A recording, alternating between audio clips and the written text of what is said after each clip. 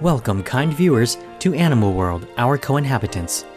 Throughout history, dogs have shown their noble qualities and worked miracles by risking their lives to save humans out of unconditional love.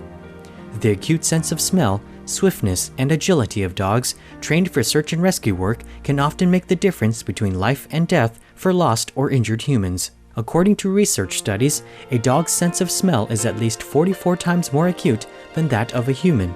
Depending on their size, canines possess between 125 million and 220 million scent receptor cells. By contrast, humans have only about 5 million such cells. This abundance of smell receptors enables dogs to find microscopic scent particles even in extremely challenging environments such as disaster areas. Today, we'll present the second and final part of our series on a special canine search and rescue team called Los Angeles Search Dogs. Los Angeles Search Dogs primarily supports the Los Angeles County Sheriff's Department, local fire departments, and other law enforcement agencies in Southern California, as well as the California State Office of Emergency Services. The organization's free services include finding missing hikers, lost children, injured persons, and disaster victims 24 hours a day, 7 days a week, 365 days a year.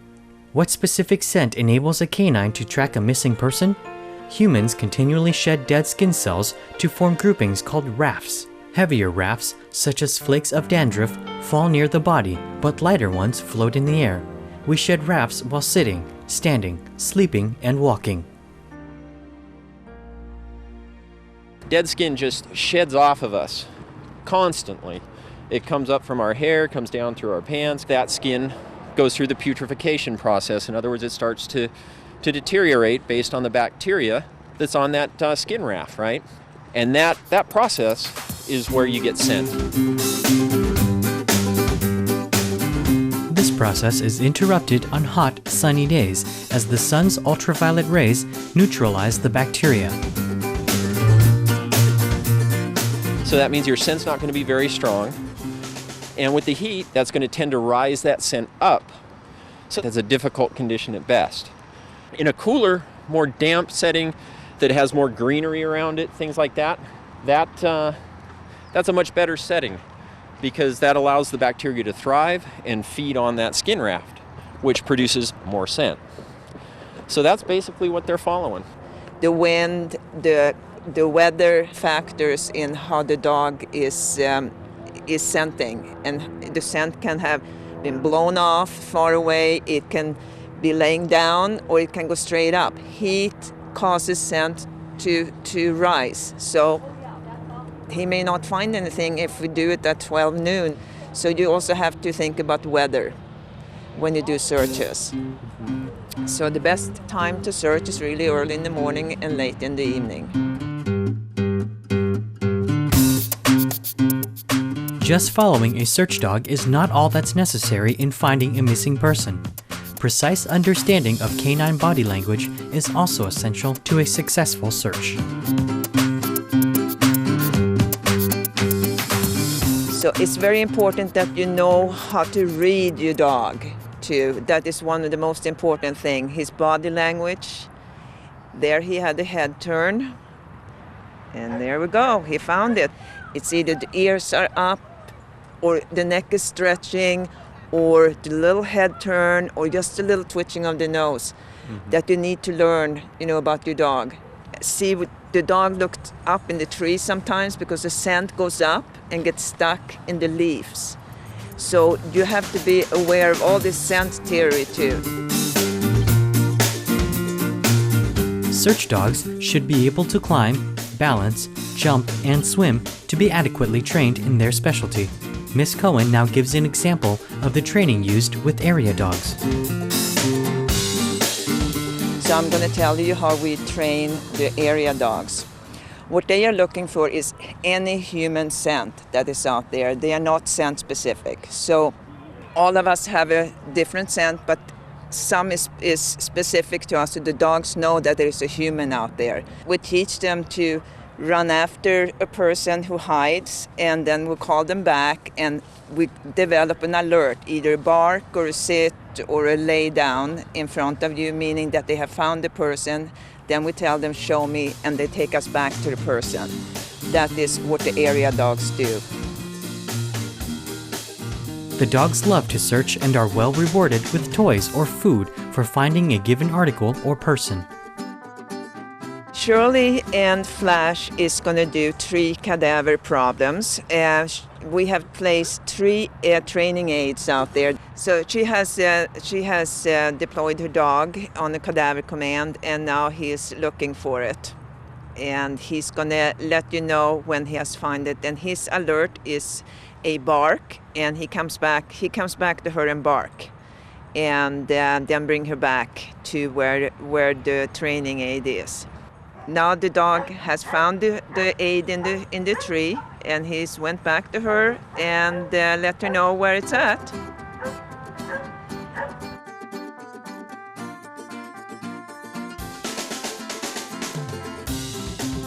They gave him the reward for finding the training aid. So now she's rewarding him. They love it. It's a game for them. It's totally a game. Mm-hmm. That's why I like it. I couldn't imagine doing anything else. I love it. So I can't wait for my next dog. When we return, we'll learn more about Los Angeles Search Dogs and its important work. Please stay tuned to Supreme Master Television.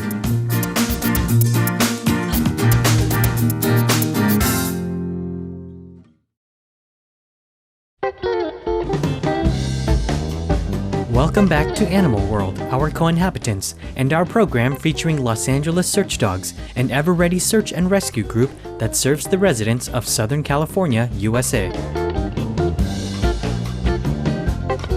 Hi, I'm Dawn Brady. This is my dog, Keller, and Keller is trained in area and cadaver, and she's relatively new to the team, and she's very high drive, and what she does is she does mostly wilderness searches. So she's looking for any human scent. Sit down, sit. There you go. Good job. Good job. Hi, I'm Bob Vake, and this is my dog, Hilly. Hilly's a trailing dog, and she's 3 years old and been certified about a year now. My name's Larry Coudet. I handle usually the radio communications and anything dealing with paperwork. And this is my new dog, Casey. He's about 10 months old and curious. Larry handles all of our base camp operations generally at searches and things like that, and organizing the teams and getting the teams out into the field, making sure that they have all the right equipment when they do go out in the field so they're safe. So it's a pretty important role. Now let's look at an essential piece of equipment for trailing dogs. This is a typical harness we use for trailing. It just goes over their back, and then we hook to that, and then it keeps the leash off of their neck, because that's a huge deal. If you take their neck away from them, they can't freely search for scent because you're tugging on their neck. So this puts it way down further on their back and allows them to do their job. Now this little pad, that's a scent article. So you can see it doesn't take much. Search dogs and their human partners have to pass several rigorous tests before being allowed to participate in search and rescue operations. Agneta Cohen explains the Mission Ready test for the 3 specialty areas. We have a test that they have to take, what we call Mission Ready. For a cadaver test, they have to find in 1 acre area a buried training aid about 15 inches down that has been sat there for an hour at least. So they have 1 hour to find that aid, and if they don't pass, they have to try it again. And so that is pretty deep, and it's just a small source. So it is hard for the dogs because it takes a while for that source, scent pull from the source to come up through the ground. For an area dog, it's 120 acres area that you have to find 1 to 3 person unknown to you within 4 hours. And you have to know how to read the map, do the compass, and also look at the dog at the same time. So you have 4 hours, that is your initial test. And then every 2 years you have to recertify the dog with the 80 to 90 acre test. For a trailing dog, there are several tests that they have to go through before they even get to the mission ready status. They have 24-hour-old trails, 48-hour, 96-hour-old trails, and just general interaction with the rest of the pack and people, crowds. In addition, human team members have to take several vital courses required for certification to participate in search and rescue work. You have to go through things like helicopter safety, survival training, medical training. Some of us are EMTs, other of us are what are called first responders, which is a little bit less. It's not as intense of training as an EMT. So yeah, all of that kind of stuff takes time. In recognition of the virtuous contributions of Los Angeles search dogs to the safety of their community, Supreme Master Ching Hai kindly contributed $1,000 to the group. On behalf of the Supreme Master Ching Hai International Association, I am honored to give this check for $1,000 to the Los Angeles Search Dogs. We're going to have each member buy something that they really need for their dog. For example, booties or cooling vests, because it gets really hot here during the summer and the dogs get overheated easily. So cooling vests are really important. So whoever doesn't have that is free to buy one. We give them a certain amount and then they can get whatever they need for the dog for their searching. So that is what we have planned to do. Wonderful. Yes, it's all going to go toward the dogs. Agneta Cohen has a heartfelt message for Supreme Master Ching Hai. Thank you very much. On behalf of Los Angeles Search Dog, I really thank you, your organization, and especially Master Ching Hai for the generous donation. This will really help us to further our searching and training with our dog. We really, really appreciate it. Thank you very much. We'd like to convey our sincere thanks to all the members of Los Angeles Search Dogs, human and canine alike, for their noble work of rescuing missing and lost residents of Southern California. May heaven protect all the team members while on duty and off. For more information on Los Angeles Search Dogs, please visit www.lasearchdogs.org. Benevolent viewers, thank you for joining us today on Animal World, Our Co-Inhabitants. Enlightening entertainment is next after noteworthy news. May the guidance of Providence always be with you. For more details, please visit www.suprememastertv.com/AW.